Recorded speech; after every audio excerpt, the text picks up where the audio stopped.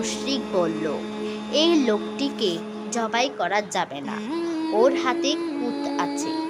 এই বলে ছেড়ে দিল বাদশাহকে। মুক্তি পেয়ে বাদশাহ ফিরে এলেন রাজপ্রাসাদে। তখন তার মনে পড়ল সেই উজিরের কথা।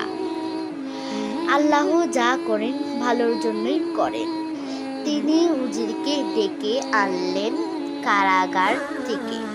এরপর বাদশাহ উজিরকে বললেন, আমার আঙ্গুল কাটার বিষয়টা ভালো ছিল, এটা এবার বুঝলাম, কিন্তু তোমার বন্দী হওয়াটা ভালো হলো কিভাবে?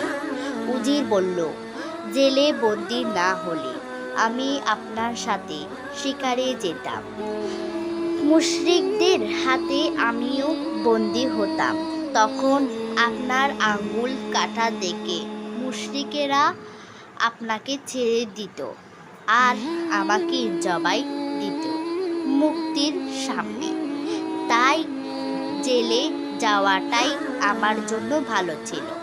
এ কথা শুনে বাদশাহ বলে উঠলেন, আল্লাহ যা করেন ভালোর জন্যই করেন।